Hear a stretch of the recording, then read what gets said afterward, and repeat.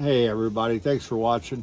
And I know a lot of you came over from Curmudgeon's channel. Yeah. Right here. We were talking a lot about this on live stream, but I really wanted to take a minute to take a little bit more of a deep dive because if I could be vulnerable with you all for just a little bit of a second, just a little bit of a second. I personally have really struggled with some mental health issues. And I think if we're all honest, at some point or another, we probably have. But I really want to dive a little bit deeper tonight because we got Shakey here. Good friend. And I got to tell you guys and gals, blew my socks off because where I thought I was and where I hear others are, it's night and day. And I fight this thing. Guys, every day. Not good enough. Yep. I suck. Mm-hmm. I'm a piece of crap. I fight it. Now I'm being vulnerable on my channel, and forgive me if I'm being a little too vulnerable. No. But we did a little bit of this on Doug's channel, and Shakey, I mean, he did a great job of just coming in and really filling in a lot of blanks that a lot of us, if we're honest, Yeah. If we're honest, Yeah. We may struggle with. So, I struggle every day, guys. I really, I've been to some pretty dark places. Yep. Really have. And really have. But after tonight and talking to these fellas, I just want to kick it off. Shakey, tell us a little bit about what you do, and hey, if you guys aren't into mental health and this is not your thing, hey, I don't blame you. Wipe it out, go on to something else. But we're gonna get a little deep here. Yep. So I just want to talk a little bit about what you've seen. So guys like us, and we're still pretty functional, Right. and I imagine you're experiencing a lot of guys and gals that aren't Yeah. So very functional. Yeah. So, I guess a little background about me. I was in the Army for 22 years, retired from the Army, and decided to use my GI Bill to go back to school, and got a master's and got into the mental health field. And I work in a forensic psychology treatment team at a psychiatric facility. I work with people who are coming from the jail. We work, so forensic psychology, just to kind of get, I guess, a little bit of a explanation of what that is. We work with people who are incarcerated, they're pending charges, they're either needing pretrial treatment, meaning they are at a point of acute psychosis or mania where they can't go to trial at that point, or they have been deemed incompetent to go to trial. And one of the things that I work with, or make a point to deal with my patients, is when you've come to us and you're told, hey, you're incompetent to stand trial, that's not a statement about your competency as an individual or your mental capacity. What it means is there's indications that you don't fully understand the trial process, you don't fully understand the charges, you don't fully understand what's going to happen in the court proceedings. And in order to ensure that you have a fair trial, we need to make sure that you understand all those things. So you have a role, and your voice is not lost in the process. That's all it means. A lot of times when I have a patient come in who's, you know, come to me for restoration to competency, they're like, well, I'm not incompetent. No, you're definitely not incompetent. This is just saying that you don't fully understand these things. And once they understand, or once they come to that, like, oh, you're not saying I'm stupid. You're not saying I don't understand things. You're just saying that this aspect, this stuff, you know, and they tend to feel more comfortable. They're like, okay, teach me. And we teach them, and that's what we do. So I work in acute care. So all of my patients are, when they come to us, to the treatment team that I work with, they are acutely psychotic, acutely manic.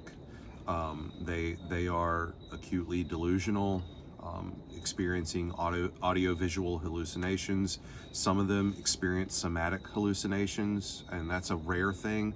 Somatic hallucinations are as if, you know, like Buckeye here, as if, you know, I do this and I'm not there, but he experiences that sensation. Mm-hmm. So when they come to us, they're very scared. They don't understand what's going on. So there's a lot of patience and a lot of like gentle care that has to be applied in the initial interactions. And you know, it's rewarding work. It can be scary. I mean, I've been attacked a few times. I've been punched, I've been hit a few times, mm-hmm. but they're scared. It's just them because they're scared because of the symptoms. It's not the person. But when we get them to the point where, you know, we get them treated, we get them stabilized, the person comes out, and then there's these linear conversations that occur. By linear, in clinical terms, a linear conversation means it moves from A to B to C to D, and A, B, C, and D are rational. There's not like a disconnect between them. There's not like an irrational connection between them. It's linear, it's goal-oriented. And when they get there and that person comes out, it's very rewarding, because it's like seeing an individual who has had this dark cloud, almost like a storm cloud, that's just encompassing their whole self, their whole being, get lifted, and they can see, you know, the blue sky again, the light again, and they feel free. They feel like they're back to themselves. It's very rewarding. It can be challenging. It can be very, very, very challenging, but it's worth the challenge, because these are human beings. You know, you want to see human beings. You want to see people be free. You don't want to see them suffer or linger and languish in this. So it can be challenging. But yeah. So I I would tell you, Shakey, and I'll admit it tonight. I mean, I think we've all struggled. Yeah. You know, we all. There's been times where you just feel the weight of the world is pushing you down. Mm-hmm. You know, and I've talked about this before on my channel, to where I don't think I can get up anymore. The weight is too much. Mm-hmm. I mean, so what would you tell us? You know. Well, how. And I know it's individualized. I mean, we're not. I don't want to generalize everything today, because we just can't, because everybody's treatment's going to be a little bit different. Yeah. You know, You're but right. You know, if you come to people, they're just, the weight of the world is on them, mm-hmm. and they're just ready to give up. They're done. They're just done with life. What do you do? So in a situation like that, like if I've got that individual, one of the first things that I do with a patient like that, or a person like that, or experiencing that, is I establish rapport. I just listen. Say anything you want to say. Everything's on the table. Mm-hmm. Nothing is off limits. Say what you want to say. Tell me what your thoughts are. Tell me what you're thinking. Tell me what you're experiencing. And when a person, generally in my experience, when a person is able to do that and to feel safe to do that, they begin to be able to get it all out on the table. Mm-hmm. And once it's on the table, the conversation shifts to, okay, let's sort through this. Let's pick these little bits apart. And I try to encourage people that I work with, it's okay to vomit. It's okay to puke it all out. That's totally fine. Because once that happens, we can pick through it. We can find out what's the stuff to work on. And it's a lot of emphasizing the autonomy of the person and emphasizing their own strengths. So one of the things that I work with is a strengths focused. Like instead of like telling people you should do this differently, I don't do that. That's not my approach. I use a cognitive behavioral therapy approach where, what are your thoughts on this? You mentioned this. What are your thoughts on it? When they tell me their thoughts, when they start to elaborate on it, that gives enough to where we can dialogue about, and gradually the individual finds the solution. So I got to ask a question. Yeah. So you get somebody that says, I can't explain it. I don't know. I have this weight on me. I can't get it off.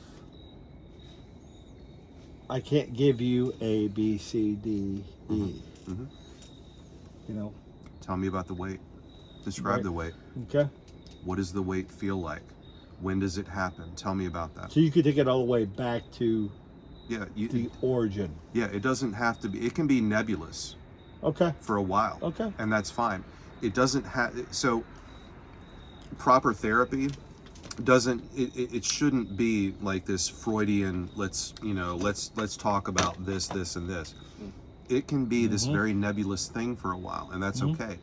And that's the best way to do it, because that's when the individual begins to be able to learn to find their voice in it. That's the most important thing. The individual has to have their voice in it. They're not going to take ownership. They're not going to have a sense of strength come about until they have their own voice. So what if they don't know? What if you're at scratch? You're at scratch with somebody. They just know they're miserable. Where do you take them? I mean, they just know that the world's kicked their ass. They're beat down. How long have you felt this way? When did it start? Is there a moment where you remember you started to feel this way? Can people always get it back to one?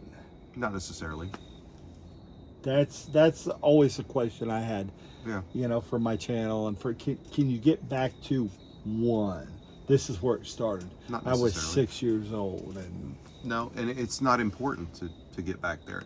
What's important is that that's huge. Yeah. That is huge. Yeah. What's important is that to just get to somewhere, just get to some talking point. Like, when do you last remember experiencing this? That's right. What was happening in your life at that time? Tell me about what was going on. That's where you can kind of get a picture of what maybe might be, impacting this. And here's another thing. It's not important to go back and dig into childhood and dig into all those things. That's not necessarily the important thing.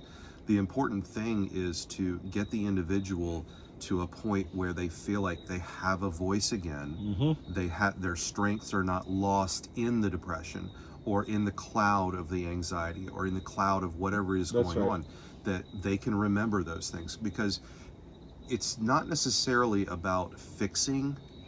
Sometimes, so a lot of times it's about learning to live in a new normal. Does that make sense? Yeah, say that again. That's huge. Yeah, I think huge. Living in a new normal. Yeah. So, you've been vulnerable. So can I be vulnerable? Yeah. All right. Hand me that tamper before you get vulnerable. Yeah, here's the tamper. Thank you. Would love you too. All right. Because I think this is it. It's really important for the 3 people that watch my video. I think it's important.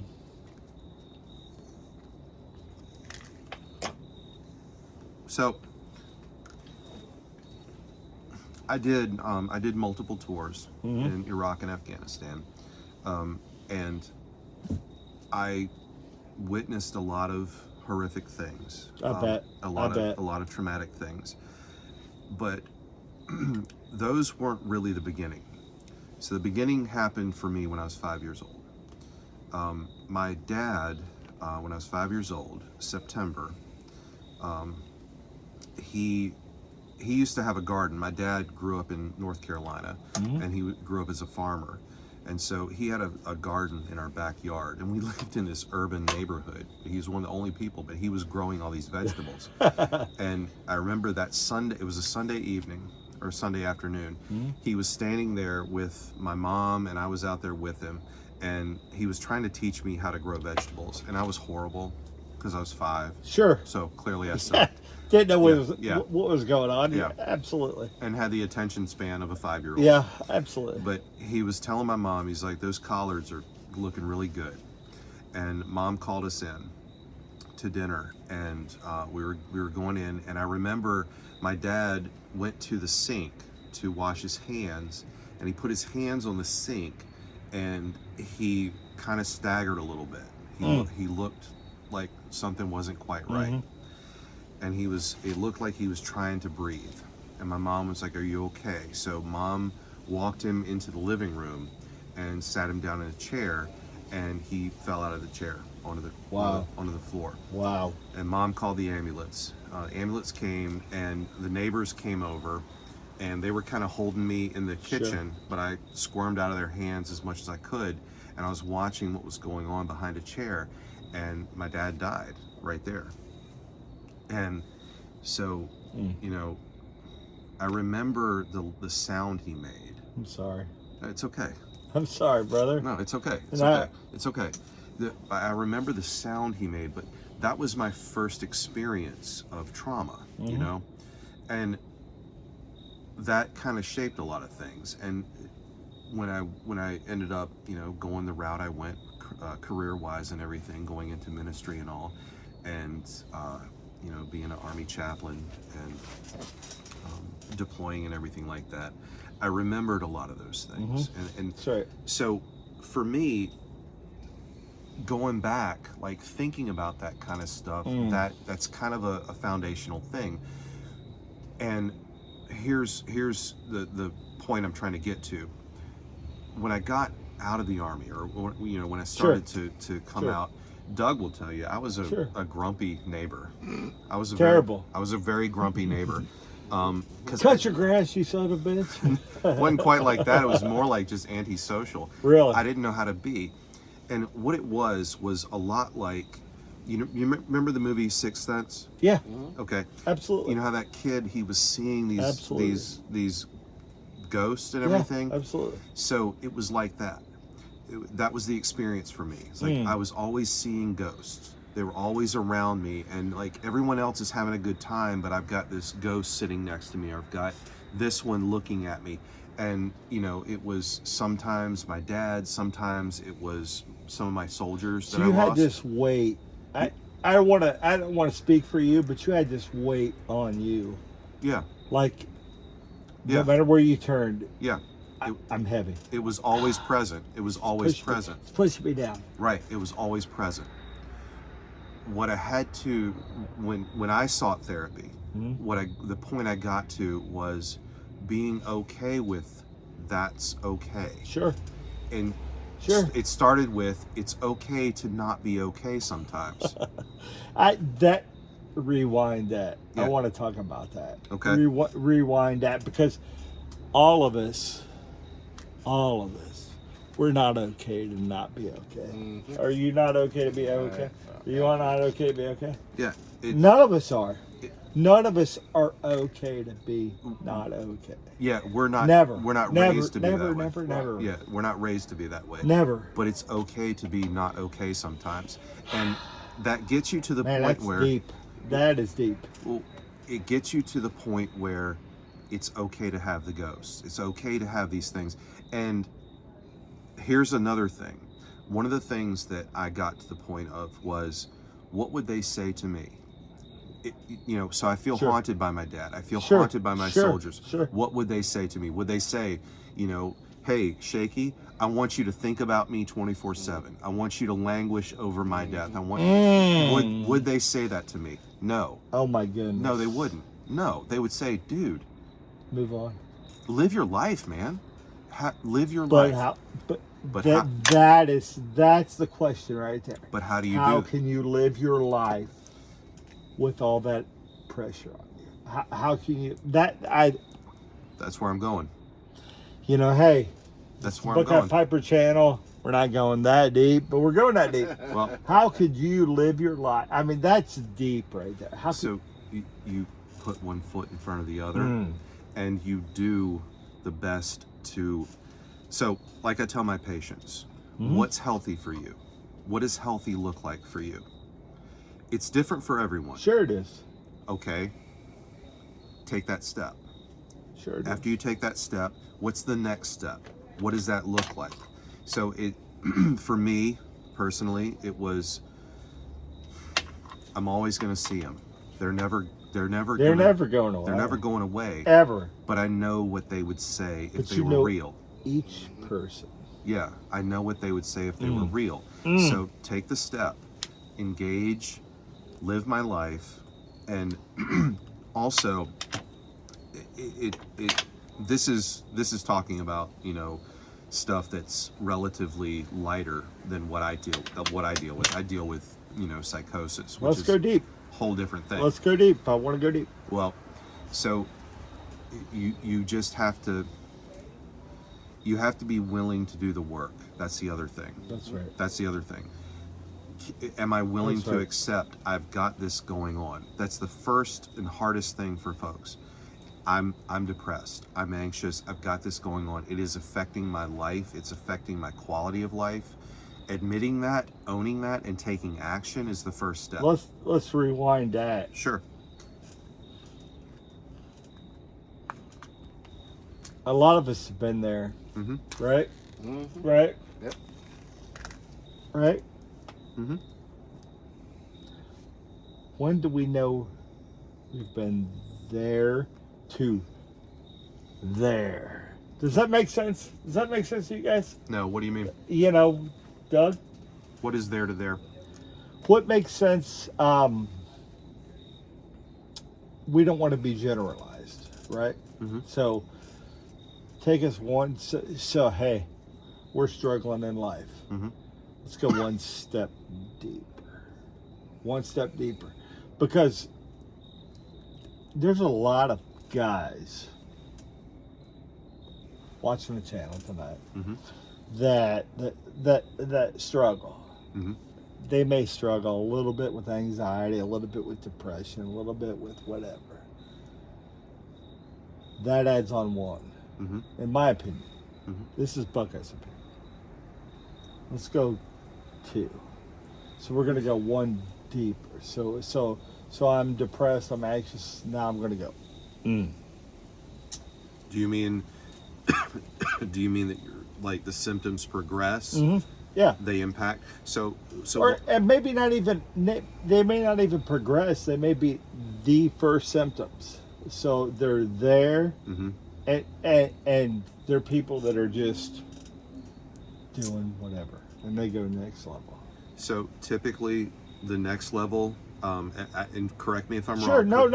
Yeah, correct This is me what if I I'm- want to talk about. Yeah, correct me if I misunderstand. Typically, when we experience stuff like that, symptoms like that, if we ignore it, which we tend to do, We do. Yeah, We do. we tend to ignore it. We tend to find coping mechanisms Right. We try That's to right. escape. to manage it, and escapes. Yeah, Escapes. Yeah, excellent word. So we tend to find ways to manage it. In the absence of like a good solid support system, in the absence of good solid coping mechanisms, we choose things that are typically hazardous. Alcohol, Alcohol, drugs, yeah, all those marijuana. things. Right, Sure. right. So Lust. what? Lust. Yeah, lust. Well, that's a great one. Yeah. So porn is a huge. Huge one. Porn is a huge coping mechanism. So Really? yeah, oh, absolutely, because pornography creates a dopamine experience. Okay. So and you have to think about that. So alcohol mimics a dopamine experience. Sure it does. So that dopamine experience, when the dopamine hit happens, we don't feel depressed anymore. We Sure. don't feel anxious anymore. We're like, oh, I'm good, right? But what happens when we use these mechanisms? We change I'm glad you said mechanisms. Yeah, that's all they are. I'm glad you said mechanisms. When we do that, we change the way our body is conditioned. There's a thing called neuroplasticity, okay? So we know this from clinical studies. Your brain, think of your brain like a city, okay? Think of it, imagine this metropolis, right? Streets, everything. My brain's just a town. Whatever. It's not even a city. Okay, Shakey. Mayberry. It's got like 2 roads and a stoplight. So Mayberry. You guys know what I'm talking about. Mayberry's fine. Whatever. We'll go with Mayberry. All right. That's right. So imagine if you were experiencing these things and you were using these mechanisms to cope. Your brain will reshape Main Street. It will divert roads. Really? Yes. So the way it maps itself, the synapses and everything, all that stuff, it will remap itself to cope. It will remap itself as an adjustment to it. As it does that, it can be negative or positive. So we could get up one morning and what we thought was our normal totally changed. Not just what we thought was left, right, totally changed. It won't happen that fast. It'll happen so gradually that you'll get to a point where your daily life, you're seeing it impacted. Your functionality in daily life is impacted. Relationships people are like, are you okay? Or work is like, are you functioning okay? Like you're messing up. Like what's going on? So it's not rapid. It's not a 180. Not gonna just boom. No, it's gradual. It's reshaping, but it can be reshaped back. That's where therapy comes in and a healthy approach comes in. So like, let's take pornography. Let's do that. Yeah, let's do it. Let's do porn. Let's do it. Okay. So pornography creates it gives a dopamine effect. Instant. Yeah, it's like yeah, right. But anybody who is hooked on it, anybody who's really diving into it and using it as a mechanism will admit, and I work with patients who have experienced this, they'll admit it's never enough. Really? There's never this point where I've seen enough. I need to see the next scene. I need to see the next stuff. Because it's a dopamine hit. I gotta have the next one. It's never satisfying because it's not capable of satisfying. Neither is alcohol, neither is drugs. It's not capable of satisfying. So you're chasing it, and don't want to paraphrase, an unimaginable being down a road that you'll never catch. Yes. Yeah. Down the roads you'll never catch it. So whatever you put your vice at, whether it's food, booze, porn, drugs, you're never going to catch it. No, you're just going to chase it all the time. Never. That's wow. You've heard the phrase "chasing the dragon," right? Wow. I mean, you've heard that, right? Chasing the dragon. Yes, that's sir. what it is. It's never going to meet the need. It's never going to. It's always. So the thing is, because it doesn't provide the connection and the stuff that your brain is designed to do. So serotonin. So here's the thing. So you meet someone. Let's go with this. So you meet someone and you're like, oh my gosh, they're so awesome. You're getting dopamine, right? That's right. What happens when you really feel connected? Your brain stops producing as much dopamine and starts producing more serotonin. That's what I want to ask about. That's the connection. Serotonin is the stuff that really makes you, I'm bonded. Like this is, I really feel this. That's right. So what all these things, all these mechanisms, they mess that up. They prevent you from getting to that point. So So confronting mental illness and dealing with mental illness and just even getting involved in therapy, if one needs medication, fine. I take medication. It's okay to take medication. Me too. It's okay to take medication. That's what I want to ask. Hold on. Okay. Hold on. I'll get there. Yeah. So it's about getting to there's a reason why I'm where I am mentally. That's right. It's not just That's chemical. right. It's not just chemical. There's life stuff. I need to deal with the life stuff. That's right. And so the thing about when I said like get it out on the table is about picking through the life stuff. Sometimes that can be messy and take a while. It's okay Sure. it's okay for that. Sure. You know, and the medication, it can be good because it can help a person manage symptoms. And what I tell my patients is the medication serves only one purpose: help you to mitigate your symptoms Sure. so that you can engage with the actual work. Wow. That's it. Wow. That's the only thing medication is for. It's not about fixing. I say that again because I think that's huge. I really think that's huge. Well, I want to hear you say that again because So the medication is not about fixing. The medication is about mitigating symptoms That's right. to enable That's right. you to not be distracted by That's right. them, so you can do the work. That's Yep. that's the only purpose of the medication. because a lot of us think the medication's just you're just curing a symptom. Yeah. You're just giving me this to shut up. Mm. You're just giving me this to be quiet. And So I'll be quiet a couple. Yeah, just give me this. and unfortunately, some providers do that. Oh my But that's gosh. not what. Really? Yeah. Unfortunately, it's well. I mean, dude, really? I mean, are you surprised? It's I don't want to be surprised, but I am surprised. As a culture, we're uncomfortable about people who are uncomfortable. We want everyone around us to feel pleasant and be easy. You know, we're like, oh, what's wrong with you, dude? Like, what's your problem? Sure. You know, but That's right. because we're a very disconnected society in a lot of ways. We're super social media. We're super connected with like pop culture. Like it's not a connective community. And I want to thing. talk to you about that. Yeah, go for it. So, talk to us about social media. How has that? Dopamine.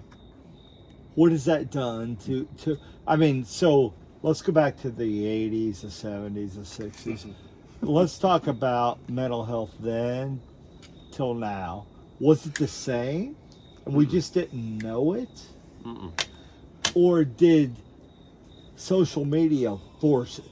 That's what I want to know. Just social media force it. Let me say this. By the way, I'm not a brand new pipe smoker. I'm engaged with this. I love so this I'm guy. relighting, I love but this I'm guy. not brand new to this. No, hey, they don't care all about that Piper Trail. Nope. If they've watched this far, they're probably sitting in their underwear eating Cheetos. And I love y'all for doing it because I'm probably sitting in my underwear eating Cheetos too. So you're asking about social media and mental health, like going back to Yeah, let's talk about. All right. So social media is it's all about like how many followers do I have? It's all about connection. It's all about this need for connection, this need for a thrill, and it's usually about a sensationalist approach. Like how many, like so for example, how many followers do I have? That feeds into that who loves me, Wow. who wants to hear from Really? me, who do I matter to? So it's a It lot goes of that deep. it's a lot of performance-based stuff. Social media is a lot of performance-based Wow. stuff. Like I'm posting the best photos. I'm posting the best content. And I got to put this filter on Right. this photo. Right. because So Wow. how does that feed into it? It feeds into that need for I need approval. This is my way of seeking approval. Yes. Validation. Yeah, validation. Validation. Very good. Yeah. Validation. Yeah, validation. Exactly. And So, And- are we there more now? what do you mean? So rewind it. So I guess I'm asking if I'm struggling with mental health in 2023, Mm-hmm. would I have been struggling with mental health in 1973, 50 years ago? That's what I want to know. I mean, sure. Yeah, I mean, it's entirely possible. Depends on the individual. Right now, we have done a lot more robust research and a lot more robust studies Sure. in it, so we understand it better. And there's a lot more of a cultural acceptance that mental illness is a thing. and not like something that's, this stigma, but it still kind of is. So I'll give you an example. Let's go back to Freud. Okay? Sure. Freud and Carl Jung. Yeah. Okay. At that time, mental psychiatry, it wasn't robustly studied. It was a lot of theory that people were proposing, a lot of stuff that Freud came up with and Carl Jung. And this is part of why Carl Jung and Freud split together. Mm-hmm. Jung just got fed up. But they weren't doing robust studies. They weren't doing really good clinical studies with groups of people to really come up with stuff. But as it evolved and as it moved forward, especially into the last 30 years, there's been a lot more of that, a lot more emphasis in that. So there's a lot more understanding about how to diagnose things, Sure. diagnostic criteria and stuff like that. And when it comes to understanding it, we can see now, like I'll give you an example. Sure. So when I was in college, there were a few people that I interacted with that I didn't really know, but I interacted with them. Now, because of what I know of good clinically sound diagnostic studies and criteria, I can look back and that person was probably bipolar. That person was probably Really? on the schizophrenia spectrum. So you go back, is that going back to the 80s, 90s? 90s, going back to the 90s. So I can look back and I think, I remember their behaviors and I remember the patterns of the behaviors. They fit a lot of that diagnostic criteria. Wow. And that's really what it is figuring out what's the diagnostic criteria. Why do we want to call this a certain thing as opposed to something else? So who decided to call it? Who decided to call it a certain thing? Where did we get to that point? We said, to your point, in the 60s, 70s, we just throw somebody in an insane asylum, right? Mm-hmm. Just throw them in an insane asylum. Yeah. I've heard it said, my doctor said, correct me if I'm wrong, we know more about mental health in 2020, in the 2020s, than we did in the 1800s. But we had more beds in the 1800s. Oh yeah. Than we do now. Yeah, absolutely. Yeah. How is that? I mean, well, so it's because at that time, people who presented with mental illness were generally committing crimes or they were disruptive. Okay. As is what you expect. Sure. Like my population, like what I work with, people from the jails, they're committing crimes because they're mentally ill. It's symptoms of their mental illness. They're behaving this way because they're mentally ill. However, at the time, it was looked at, you're just a criminal. You're just... So, quick question. Yeah. Are they behaving that way because they're mentally ill? Or are they behaving that way because they're forced to behave that way because nobody can support them? So, you see what I'm saying? Okay. So, I'm trying to divide mentally ill from I have nowhere to go. So I may not be mentally ill, but I just have nowhere to go. I have nowhere to go, man. So there can be some fuzzy lines, to be honest with Sure. you. Some are not mentally ill. Sure. But they've lived, this way for so long, they've developed coping mechanisms and survival mechanisms that work for them. And they happen to breach laws. But it's not because they're mentally ill, it's just that's the lifestyle they've had for so long. For others, they've developed these coping mechanisms because they've got something going on, and that's where they've been pushed to that limit, right? They've been pushed to it. A lot they of have nowhere to go. Yes, in some ways. Okay. A lot of folks, it's because of trauma. Long-lasting trauma in their lives. Sure.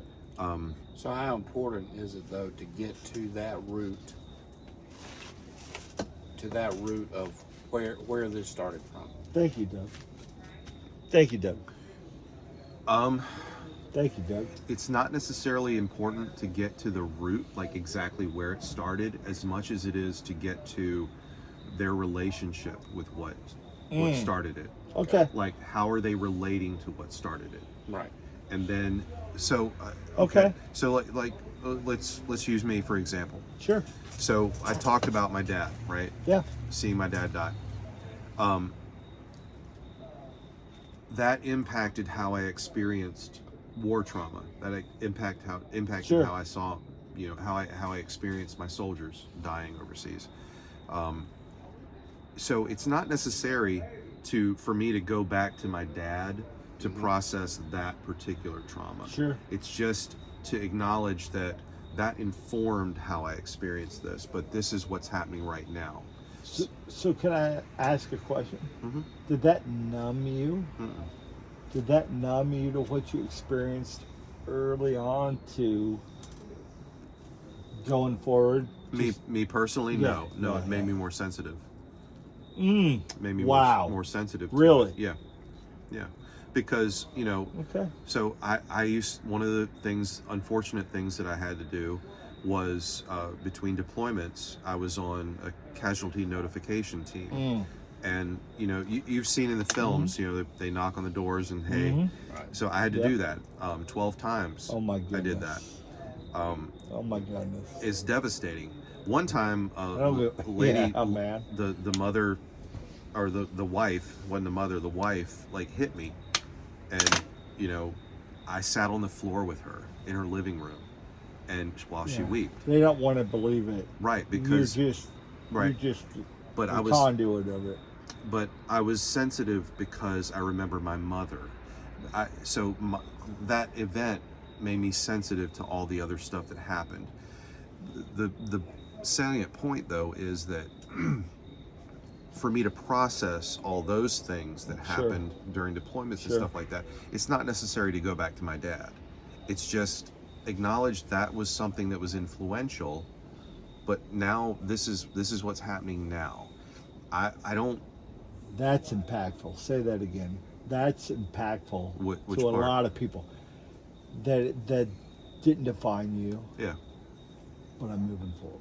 Yeah. I think that's impactful a lot. It's impactful to me I mean, because I look at my past traumas sometimes, like how I ever get over this. and I would encourage a person in that position when they're thinking about past trauma, think about how it informs how you think today. That's what I would work with if I'm working with an individual. Sure. How does that inform your thought processes right now? Because that's gone.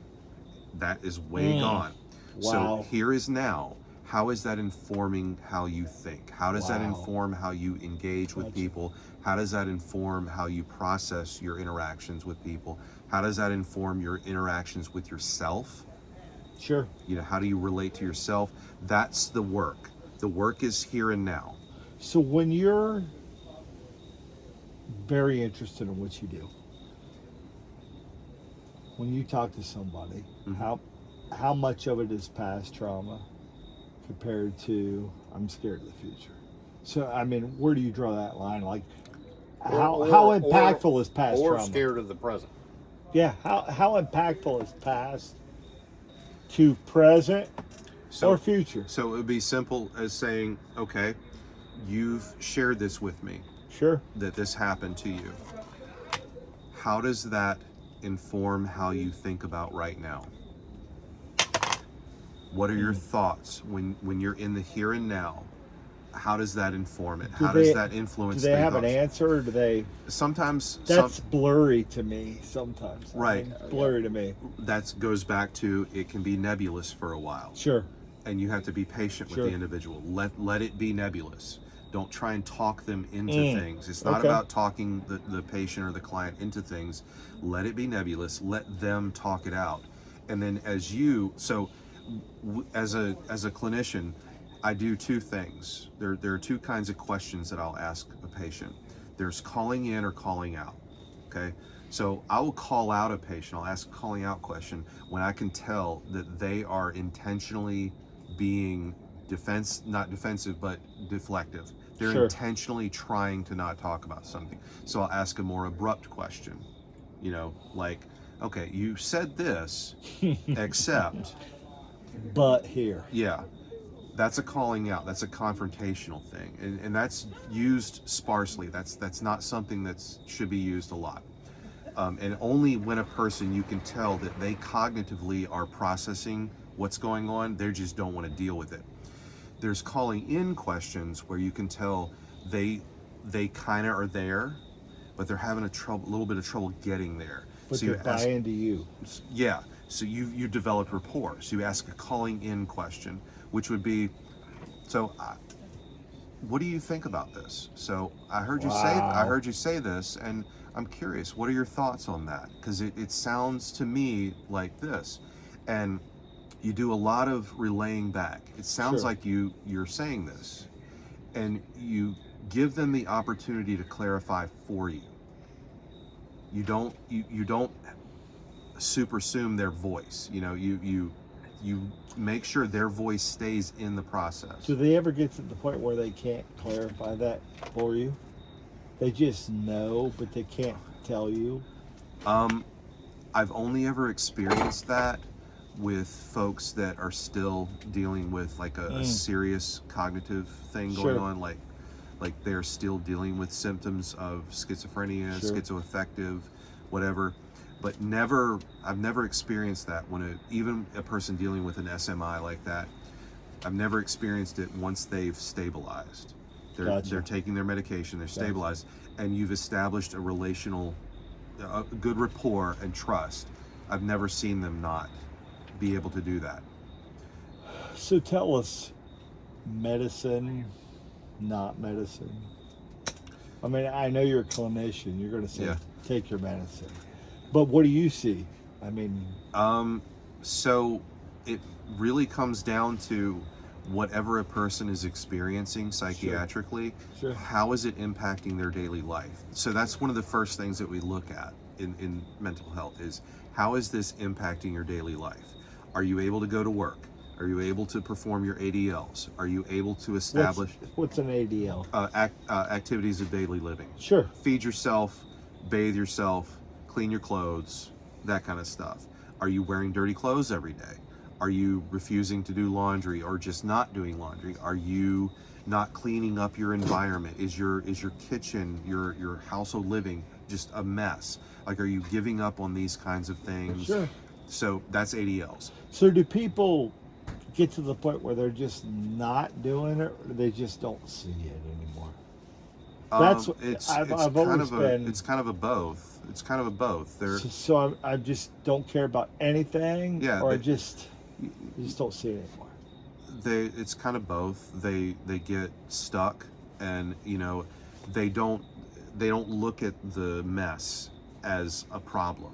They don't see it as this is not right. It could be a hoarder. Could be a hoarder. Yeah, a hoarder. Could be a person like doesn't, Sure. wash their clothes.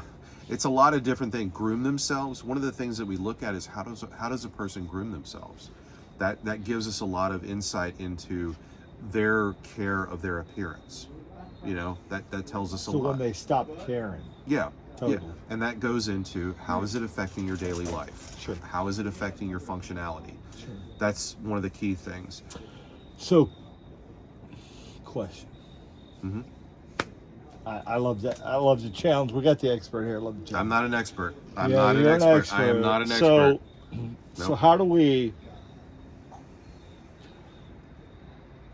from a clinicianal standpoint, how do you view family saying A, patient saying B? They don't see what the family's seeing. Family's saying, yeah, this guy or gal is just a mess. They're Mhm. not taking care of themselves. They're not doing this, and all the things you said. But patient says, good.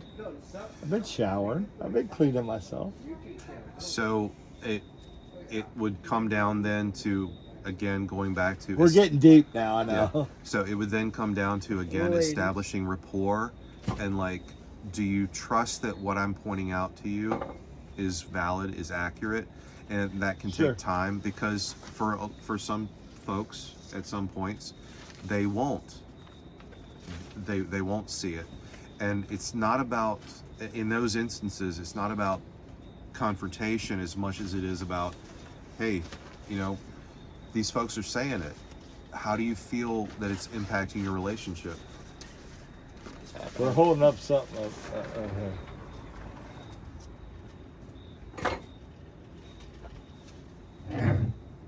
What's that saying? But God, dude. But God. But God. I You can struggle, this, that, up, down, left, right, but God.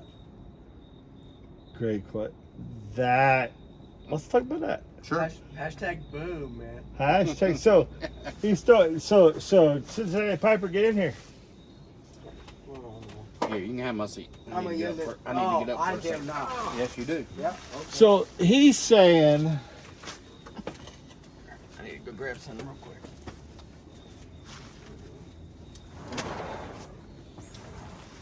Correct me if I'm wrong. Go ahead, sir. Get in here. Is this the right angle? All the angles are the right angles. This I is. feel very small. I'm a Oompa Hey, Miss Loompa. Divine Miss Lee, get up here. No. So you're saying By the way, to I be have- fair, I missed the first part of this. this is great. I may or may not have mental health issues. Mhm. What's I God? do. I'll What's accept that. What's up? what's God doing for me? But God. But do you hear that? But God. Right. But God. But God. Yeah. But God. I'm not sure what you're asking me. So let's talk about. May I? Yeah. So wait. clinically. Okay. I'm really confused right now. I think I hear what he's saying. Well, here, So, here's, so here- Cincinnati Piper. This is Cincinnati Piper. Everybody. hold on. It's not a clinical issue. But God supersedes clinical issues. It's not that clinical, physical, sociological, economical issues aren't a part of it. It's that God supersedes all of them. Okay.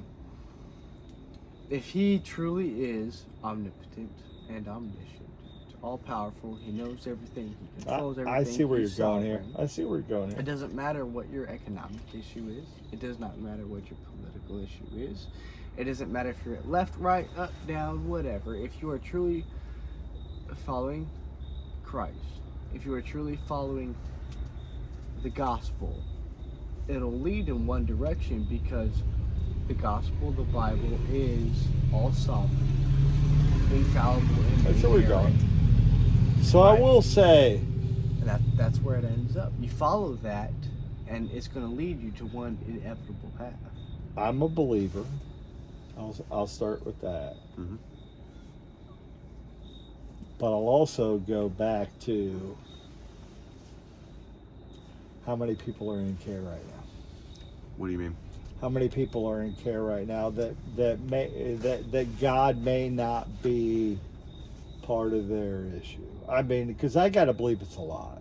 And I. Yeah. Go- Do you mind? What does it mean when you say God is not part of their issue? You have to be there. I'll let the expert speak. I'm not really sure what we're talking about. So we're saying if God is omnipotent, Mm-hmm. why is there any mental health issues? That's what we're saying. Oh, well, that's easy. Okay, so we're, Very easy. That's where we're going, right? That's I mean, theological. That's a theological. Theological. We're adding theological ish. What we believe, Uh huh. and I believe God is sovereign. Mm-hmm. But I know there's a lot of people in the hospital struggling right now too. There are. So divide that. I guess is where we're going. I don't have any answers. I mean, schizophrenia is real. You know, Yeah. these things are real. That's right.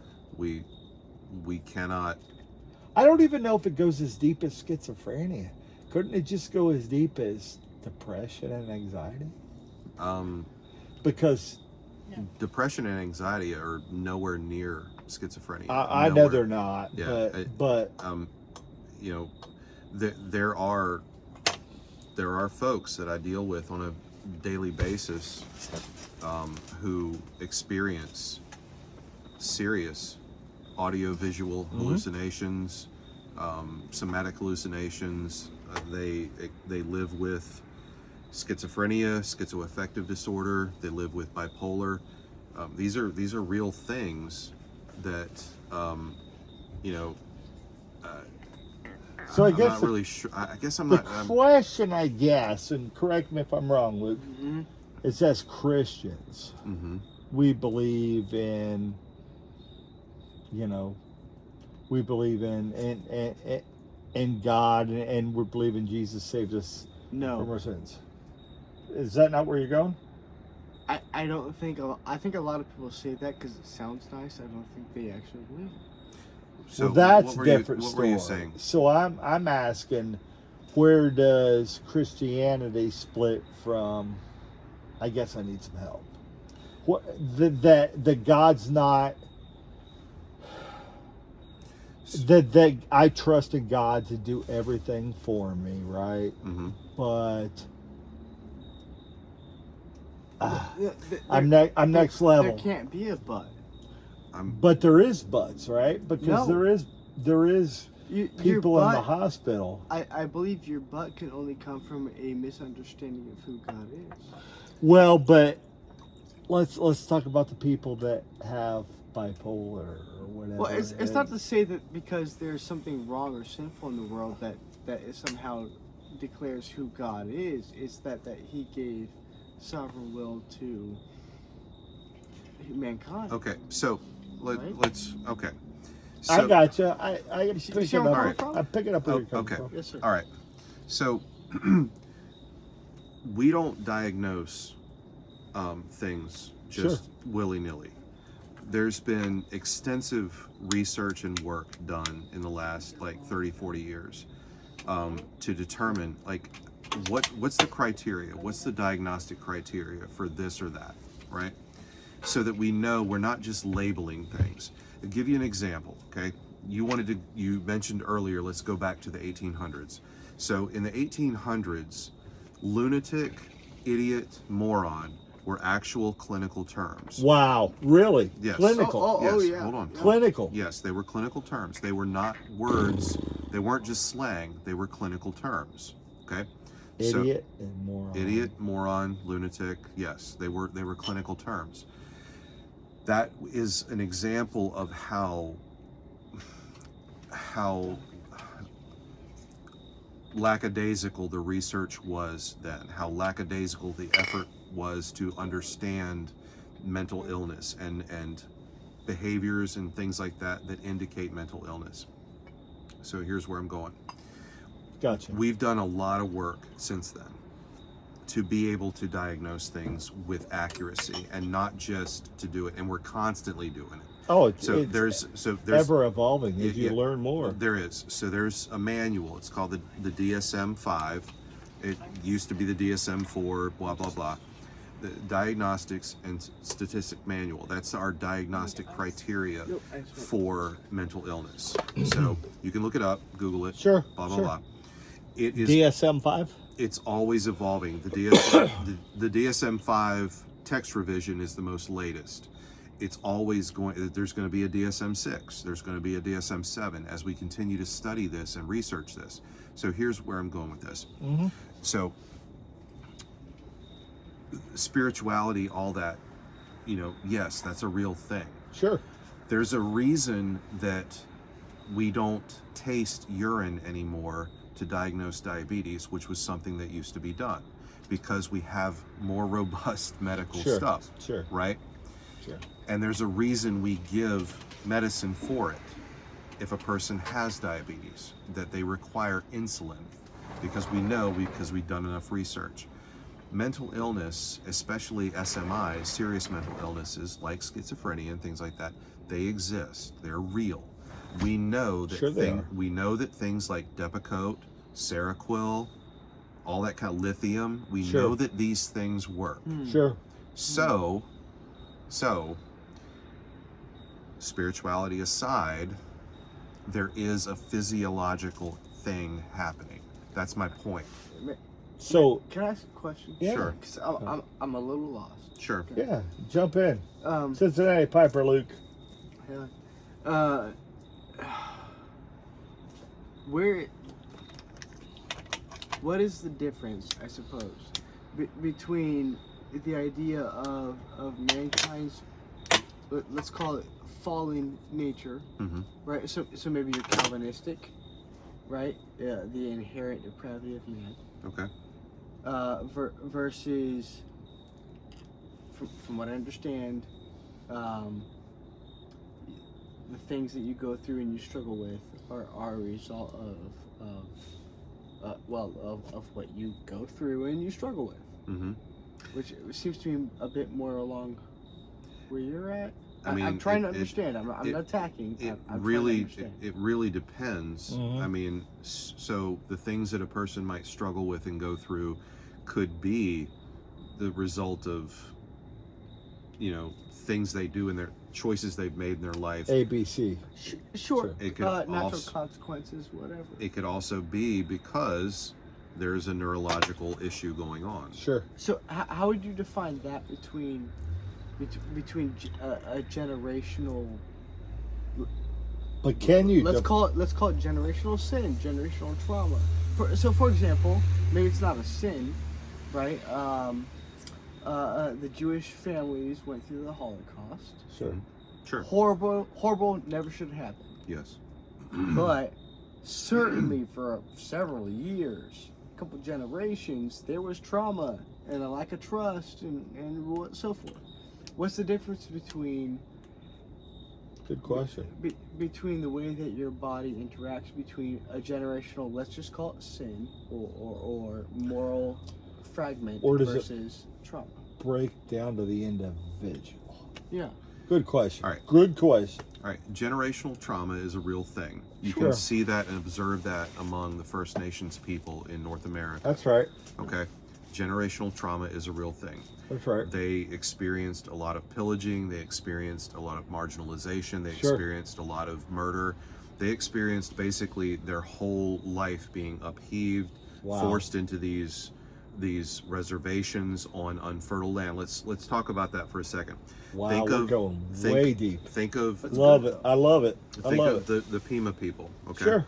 So Humans. the Hoover Dam was created under the auspice of creating this new energy, this new fertile right. land. What it did was it diluted the Pima Reservation. The Pima Reservation, they were a people who were historically agricultural, right? Correct. Yeah. Yeah. Sure. Right. I know that. Yeah. Yeah. Okay, hang on. So they were historically agricultural. When the Hoover Dam got built, Sure. there was a ceremony that was conducted, and all the people that went to it, and you can Google this and look it up, all of the dignitaries sat and ate at tables with plates and food. They got basically bag lunches. Really? Yes. Like, But here's the salient point. This is Really? the most, hang on, this is the most important thing. What happened was it destroyed their agricultural ability. It basically fed tools or it basically fed Scottsdale, Arizona. It destroyed their ability to raise crops. They became so dependent on government funding that now the Pima people have the highest rate of diabetes of any people group. Get out. So that's historical trauma, right? Sure. It is. That's historical trauma. That is. yes, sir. Now, when we're talking about that, yes, things like the depression, all the stuff that will come from it, yes, Sure. there's historical trauma, there's a thing to it. But we're talking about a person who is experiencing hallucinations, who's experiencing, they hear voices and stuff like that. You can't necessarily but dial that back to trauma. Sometimes it's not. Sometimes it just is an onset. I've had patients who had onsets when they were in their 20s. They were functional, they were professionals, and they started to have onsets. I have a person in my hospital right now who was a psychiatrist for 20 years. Sometimes Wow. it happens. So there's more to it. It's more complex than just trauma, or trauma also trauma often has a right. part of it, right. but it's more complex than just like sin or things like that. There's a physiological nature to this. Yes, sir. Just one quick question. Sure. if you are someone, and I fully recognize it might not be everybody, but if you are someone who I'll use the term chooses to recognize or fold to the idea of biblical inerrancy and so forth. Mm-hmm. So I'm trying my best to. are we talking about somebody that is a Satanist and totally against the will of God? Are we talking about? I mean, that's a big difference, right? I guess to answer your question, John, I think what I'm talking about is the total depravity of man. Mm-hmm. What is the difference between the total depravity of man and life I don't know we sucks could and answer that, sometimes right? it affects the way you behave? I don't know we can answer that. That's That's a hard one. that's a theological question. Yeah, really it is. There's And I guess maybe more specifically, if you were to take, it is certainly a theological question. Sure it is. And so if you take that out of it, what are you left with? Is I guess my more particular. I would argue. You mean if you're treating mental illness and you take the spiritual out of it? Well, let me put it this way. I think there are certain things, and I'm young, dumb, and stupid. So just Thank you guys for watching. This is what we're talking about tonight. please bear with me. Sure. You're like young, dumb, and stupid. You either submit to God or you don't. Can we say that? And you either, and I understand there's a whole lot with your parents and your nation. And I don't what you even went know. through. We're But in if our own. Either God is all sovereign or He isn't. And We're in how does our- that play in? We're in our That's my good question. frame. This is where I go. We're in a good frame of mind, Doug. Cincinnati. I mean, we're in a good frame of mind. So we're I don't deny. not. I don't deny the hardship of others. Where do you go? I see But what you're saying. But Where do you either go God to that is flip? either God is all sovereign or He isn't, and where's the line? I suppose is my question. There's And- a lot. and given your personal. There's a lot of experience, people that. brother, where do you happen to fall in? It's a tough question, and humans across the last 3,000 years and so forth have gotten it right. I gotta or pack wrong, another and bowl we for don't- this one, fellas. and we don't know. We know. I Kinda know. That's tough stuff. And I'm 30 years old. What do I know? You're old as shit, dude. 30. My knees might be old. 30 years old. We picked him up in a robe. I'm not really sure how to speak to that. I know what you're. It's tough though. I mean, right? Like it's. So, I don't want to deny the sovereignty of God. sure, yeah, of course. I guess the only pushback I would give you is like, what? So, I mean, I'm a Christian as well. Mhm. So I guess like what happens when it's a person who's not? It's a patient who's Hindu. There you go. Hindu. There you go. Or I a would- patient who is Muslim, or a patient who is. I would argue because he has not accepted Christ, he then dies and suffers eternal punishment. It's I see it as zeros. But and ones. that's different I know it's tough. than mental health, right? It's Right. tough and it hurts, and I don't deny that it hurts. It's not easy for me to say that Right. out loud, I think guess. we're but it's apples brutal. and oranges It there seems like because we're- we're yeah. talking about mental health and people Well, that may or may not don't- even I know. I suppose maybe I don't see it as mental health. I see it as sin or not sin. You trust God or you don't. Okay. And maybe I missed the first couple of conversations, and so maybe my whole initial perspective is off, which is entirely possible because I'm young, dumb. So I'm a Christian, and I don't know if you can. I don't know if you can label it black and white. I mean- call me out, guys. I'm trying the best I can in my young, stupid knowledge. I work with my patients come from a wide variety of backgrounds, spiritual beliefs, theologies. Some of them have been Muslim, some of them have been Hindu, some of them have been Jewish, some of them have been Christian, some of them have been atheist, some of them have been Wiccan, a wide variety. Really? Yes. So a wide variety. So you can't draw a line. I can't. You can't draw a line. Here's where I think I've reached my limit of being able to contribute effectively to this conversation. I work in acute care. All of my folks are acutely psychotic. Yeah. So whatever they believe is not something that we can necessarily work with, because they're presenting with very, very acute symptoms, and we need to get those symptoms, stabilized. And we need to get them to a point where they can even conduct a conversation. Well, I mean, you're not in that particular capacity. You're not there to delve into Exactly. their spiritual. You can't Yeah. dive into their I- spiritual. I'm Is not. it a flip coin? Is Yeah. it a flip coin? Yeah. thing? So, hang on, bro. This is very tough stuff. So This is killing me. hold on, slow down, high speed. So Somebody smoked on my. Thank you, brother. Oh, killing me, dude. Yeah, I got a burnt Let me mattress. set my robe on fire. Hold, Dave. hold on. Yeah. Yeah, So- hell, give me that. Not only, so it's hard to explain this until you've actually interacted with a person who is incapable of linear conversation. Yes. It's extremely difficult to explain this. A person who is That's psychotic where I'm and going with this. manic, That's where I'm going with they're not capable. So you're not going to have this like rational conversation with them of anything.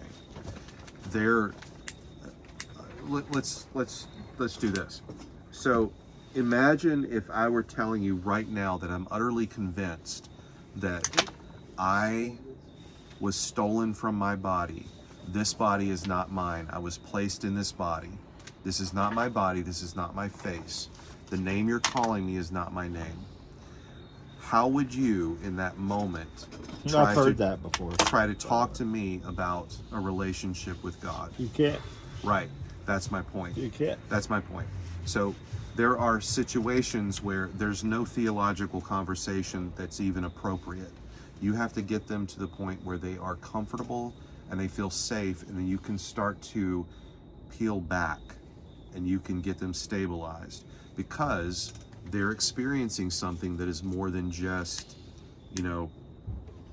because of sin or depravity. They're experiencing something that's a very real cognitive, neurological issue. They're very sick. That's what I want to talk about. Yes. That's what I want to talk about. What we as a society believe they should be, as opposed to where they are. Like What do you mean? we as a society should say, we're all Christians. We're all like, we should just believe in Jesus and be healed. Right. That's not necessarily real world It's not that at you're all. dealing with. It's not at all real world. I would love it to be. Sure, but it's not at all. I would real. love it to be. That's where my heart is. Yeah, but it's not at all real. So talk to us about that line. Okay, I have a question. Sure. Sure. You can go to bed. File it up. I'll see. The way I understand it is the world, left, right, up, down, or otherwise, cannot save. It's Christ and Christ alone. So whether you live a very moral life, let's say as perhaps certain Catholics or otherwise might adhere to, or whether you live a horrid life. Sure. If you don't have Christ, you got nothing. I see a lot of things as zeros and ones. That's a big. I know it's that's very a big, difficult That's a compared big, to, deep dive. let's say, Reformed theology or left, right, up, down. But I'll go here. either somebody paid the price or nobody did. But I'll go here. If you're not into religion and you're not into Christ, Then you how do die you in even unbelief. know? How do you even know that somebody paid the sin for you? I think, as John says, That's no where man, no man comes unto the Father unless the Father first draws. I think you die in unbelief. I think it's predestination. I know it's tough. It hurts. I know it does. But if I've they got don't know family the- that dies in unbelief because of this. But if as Christians we don't take the gospel out and proclaim it to them, is that do they God's know? Do they even know? That's where I go with it. Do the mentally ill even know? Is that God's fault or is it our fault because we It's didn't our proclaim? fault because we're not taking it out Well, to them. then what's the actual? I don't. Right. I don't know what the question is It's right now. tough. It's So the very question tough. is, does God? It's It's a fallen world. So Ma- here's where I'll go. It's a fallen world, yes, sir. and unless we take the gospel out to everybody, Mhm. which I don't know that we can assume that everybody's going to hear the gospel. Yes, sir. I don't think we can assume that. I think it'd be naive I on our believe part that's to assume that. correct. To assume that everybody's So- willing to accept. Yes, For the mentally ill, but God. who's so they're in a hospital. They've never heard about the gospel of Jesus Christ. Mm. They're in a hospital locked up, and they're pumped full of drugs. How are you going to reach that? I know I'm getting a little Sorry, guys. How are you going to reach them? I don't think you can. But Yeah. I wish we could, and that's our job in the Great Commission is to reach out to everybody. But there's people that have never heard the gospel, Mm. Uh-huh. may never hear the gospel, unfortunately. Grace. I guess we're so to take it. We've been talking about him- mentally ill, let- so let- we're talking. So let's take it to this point. Let's take it to this point, Shakey. So you have a patient Mm-hmm. who they've never heard anything. Sure. Never heard the gospel. They don't know anybody loves them. They just. Okay. Where do we go from there? I mean, where do we go from there? I mean, they're in a hospital bed, stricken Okay. with. I mean, guys. Can I be vulnerable here? Sure. So I've been to the points of depression where I can't even move, guys. I can't even. Okay. I can't even freaking fucking move. Mhm. Left, right, center, indifferent. Just felt like a total Oh. like malaise. Just Just crushed. yeah. Been there. Crushed. Okay. I can't even move. Okay. Like dark. Yeah. Don't even want to go there. Okay. So I hear what Luke's saying. Yeah. That God loves everybody and is sovereign and wants to save everybody. Mhm. And I believe in that in my heart. But you got somebody laying in there in your care. Mhm. They've never heard that. Okay. Not a bit of it. Mhm. And could care less about the gospel. Well, if So, they're unaware so, of it, so, yeah. so how do you treat them? I mean, you know, we could all say, hey, get God to get good. So. Get God to get good. Yeah. But it's not all get God to get good. It's not. It's a very complex situation.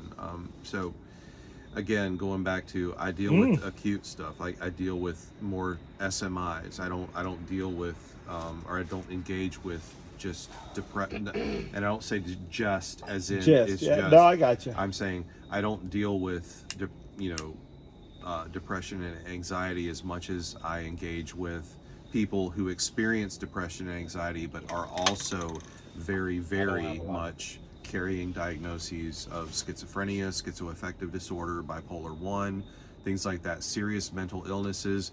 A lot of them with personality disorders Yes, sir. and stuff like that, which you can't treat a personality disorder with medication. It doesn't work. That works through a whole different means. But how?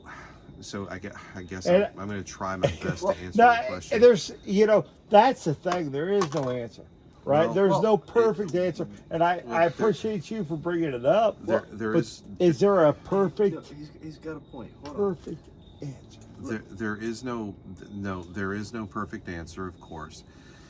It depends on a couple of things that are really the most foundational. One, can the individual have access to a community that will support them?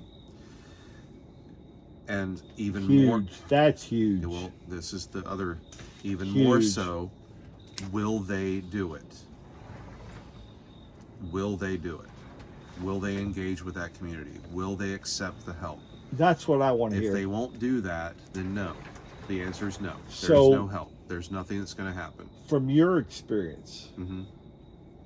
how many people say yay or nay? To what? I've drawn the line there, and it's a terrible line, but Yay or nay to what? to want help. It- They just say, it depends I on the don't situation. even want to hear about it anymore. Usually in the acute moments when they're in dire straits, they will accept help. When they That's right. get out and they're stable, it's very common for them to Really? decline it. Yes, to Wow. go back. Yeah, Wow. yeah. It's not All uncommon. right, I'm at going to all. be a hard ass. I think we need to shut this down in about 2 minutes All right. because it's 2 minutes to midnight. Oh, Fair enough. Hey, Is it really? let me tell these guys. We've had a lot of discussion, and I love you either way you ended up on this. I hope it's been. Thank y'all for watching. Wow, this is a long Shakey video. has a great Yeah. beard. y'all take care. Shakey has a great beard. See you guys.